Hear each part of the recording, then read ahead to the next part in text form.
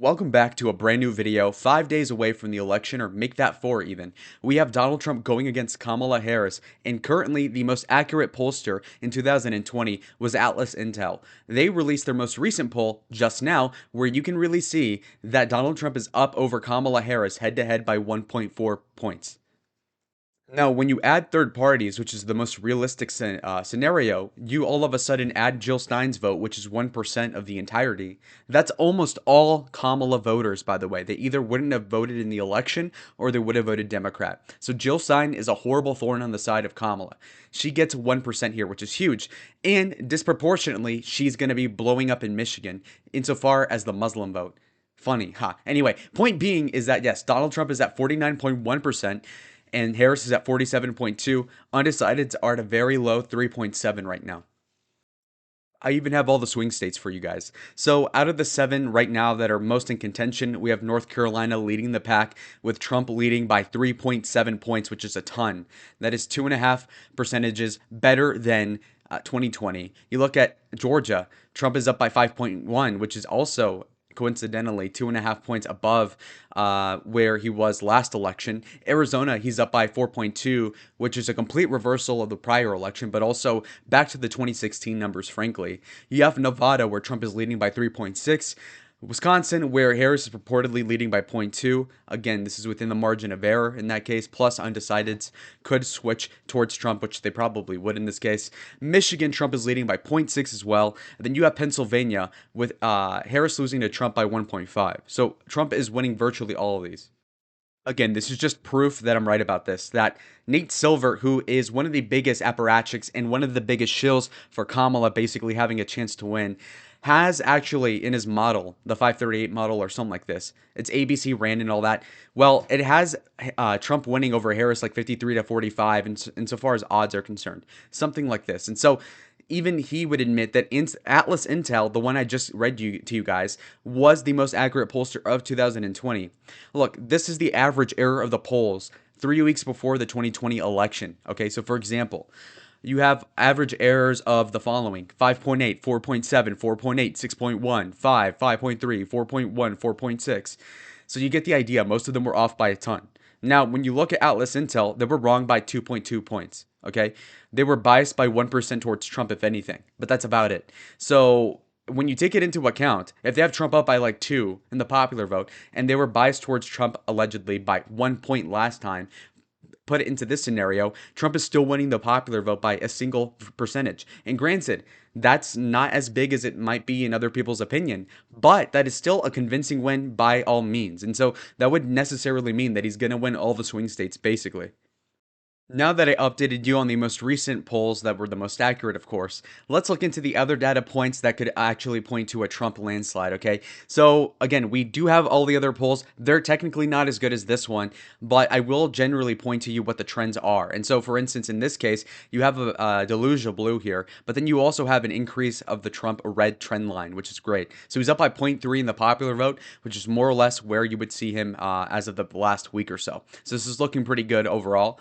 Trump is leading in, again, most polls. You had some junk polls by Marist that try to sabotage the Trump lead in places like Michigan, but it really doesn't comport with reality that, a lot of people would say it's a toss-up at best for Harris. And so for them to have, again, Marist having Harris up by 3 is nonsensical. Plus they had, I think, Biden winning the popular vote last time by 11. They were off by, what was it, 6 or 7? So don't take that at face value. So that's the update with the polls. Let's look into the early vote data.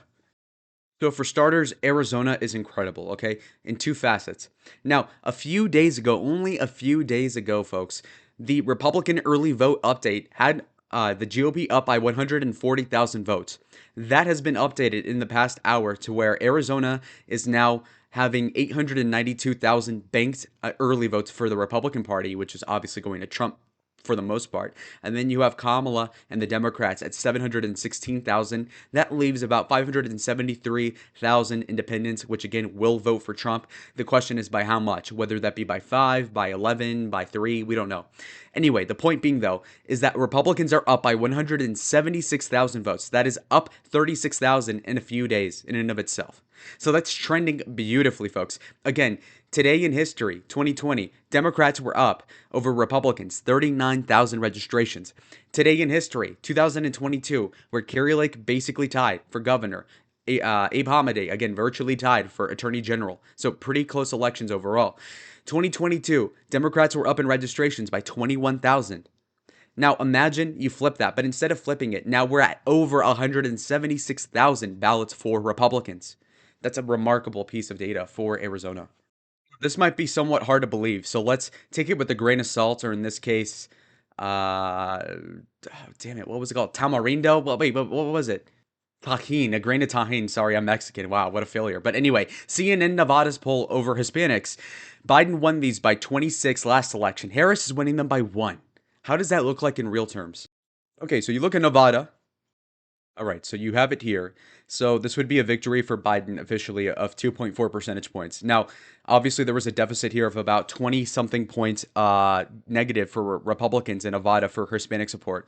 So we take that negative 26 and we make it to a -1. So what you would do here is obviously increase Trump support by a good amount, and you would make it so that they match basically. So once you do that, like 50 to 48, so that's a 1 point difference both ways, Trump wins Nevada by 0.5. You see that? So when you equalize the Latino support, it goes like this. Now, granted, it doesn't take into account, obviously, Trump doing better with white people, the culinary unions, Asians or black people, etc. But just on the Hispanic vote itself, it would flip the state result by about 3 points to the right. So that's insane. Touch on Wisconsin. Now, Wisconsin is pretty difficult to understand because Wisconsin does a thing where it doesn't tell you that people are voting for Donald Trump or even Republican. It doesn't do partisan breakdowns of registrations. So basically, people need to just guesstimate based off of the predominance of a given county. So, for instance, in a place that is blood red, if their vote is up, that really bodes well for Trump, obviously. But it's not a one-to-one thing. So it's difficult to poll, but also to even understand what the early vote looks like. Though the projected turnout can be extrapolated, and it will do so right here. So as you can see here, there's about 1.3 million total votes when you count the absentee mail-ins, but also early in-person voting. Now, keep this in mind as well. The projected turnout for election day and everything combined would be 3.2 million. So the mail-ins and everything is 1.3, and then there's about 2 million of in-person on election day voting. That's going to be a strong majority Republican, obviously, in every single state, basically. So Trump is already leading with these voters as it is in relative terms, plus these 2 million that are going to break for him by a net of, I don't know, 10, 20. We'll have to see, but this is really good news. Now, this is a nugget of news that most people won't cover. Trump is up 68 points in Dawson County, Georgia. Now, this is a rural place. Obviously, that's given that he's going to win it by a lot. But keep this in mind. The turnout in 2020 was 16,000. The turnout in 2024, thus far, not including Election Day, is 16,174. So he's up by 80 votes in the small county. And granted, that isn't impressive. But what is impressive is that he's done it without the Election Day vote, buddy. That's the crazy part. There are still, another 50% of the total vote out there on November 5th. In theory, like, this is insane. The turnout for Trump will be through the roof, okay? He's already winning as is, plus extra. It's going to be insane. This very crucial part of history. Let's see how Trump will decide to spend the last 100 or so hours of the campaign. So look at this with me here. On Saturday, so that's, I think, tomorrow, Trump is planning to be at Gastonia, North Carolina, Salem, Virginia, Greensboro, North Carolina. Sunday, he's got a rally in Lancaster, Pennsylvania, Kingston, North Carolina, Macon, Georgia. Now, Monday, he's got Raleigh, North Carolina, Reading, Pennsylvania, Pittsburgh, Pennsylvania, and Grand Rapids, Michigan. Now, keep this in mind for a couple different reasons.